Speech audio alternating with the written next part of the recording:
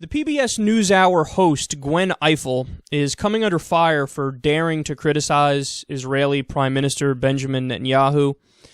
So, after the news that the Iran deal would likely pass, Gwen tweeted the following. "Take that, Bibi." Ooh, man, how harsh is she? You guys should see some of my tweets on Netanyahu. I said he's Hamas's best friend because he makes them more popular. I mean, the list goes on and on of the shit that I said about him. That's true, but many people would say, oh, I'm so offended. Anti-Semite. You're a fucking anti-Semite. You disagree with anything that Netanyahu or the right wing in Israel has ever done? Anti-Semitic. So PBS ombudsman, which is a hilarious word, Michael Getler, flipped out over this. He wrote in his column that Ifill's tweet was a, quote, self-inflicted wound and unbecoming of a journalist after her tweet, quote, quickly produced a lot of angry emails in the ombudsman, funny word again, inbox. He wrote Ifill to ask for an explanation. He was so outraged, he's like, I must talk to her. I must right this wrong. They say Getler added that he wasn't buying Ifill's excuse that she was just summarizing Obama's views. By the way, I don't buy that either. You weren't summarizing it. You were saying, fuck you, Netanyahu. But I think you're right to say that.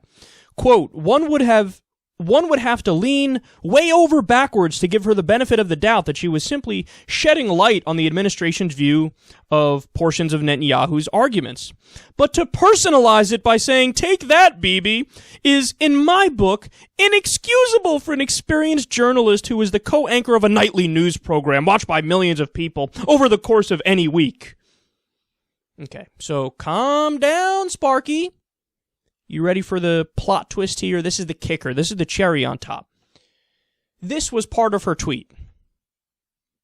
For everybody listening on the live show, so it said, take that, comma, Bibi, and then she had this graphic here.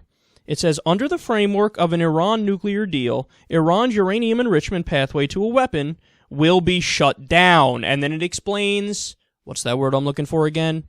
Facts. Facts. It says, without the deal, there's resumed production of highly enriched uranium, no limits on stockpile of enriched uranium, and unlimited increase and advancement of centrifuges. So remember Benjamin Netanyahu's goofy cartoon-looking bomb where he's like, they're 7 minutes away from a bomb! Now, he's been saying that since fucking 1982 or whatever, and that's not true. But come to find out, when we did this deal, and according to the IAEA, they weren't trying to create a bomb. They've said that time and time again. But when you look at it, they had the capacity, they had the capability to do it fairly quickly. But now, as a result of this deal, with the deal, they say, quote, no production or a stockpile of highly enriched uranium gone.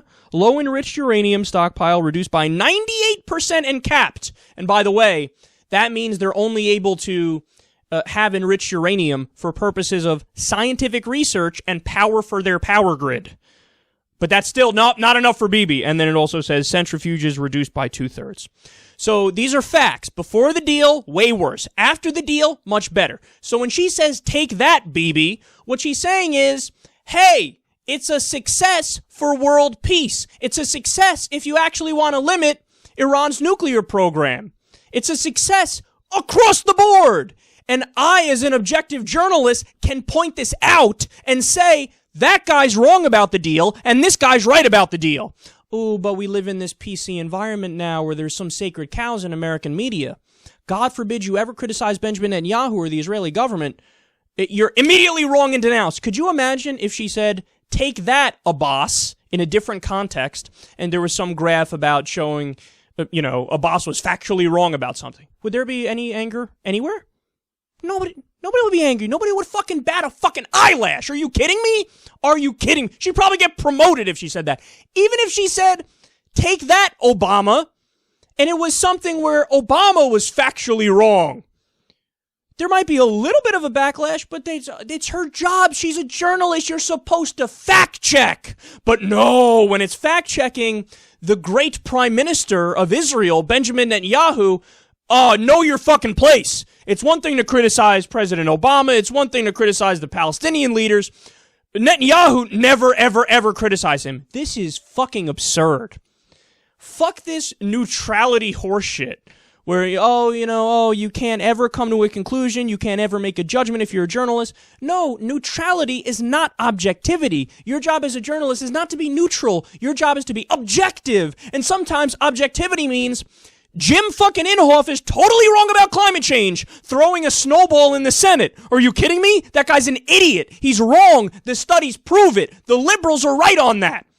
You can say, oh my God, you're not being neutral, you're being biased. If it's biased in any direction, it's biased towards the facts. And to be against Netanyahu on this is to be biased towards the facts. In other words, not biased at all. The people who are really biased are everybody who's getting their fucking panties in a bunch because a journalist dares to do their goddamn job.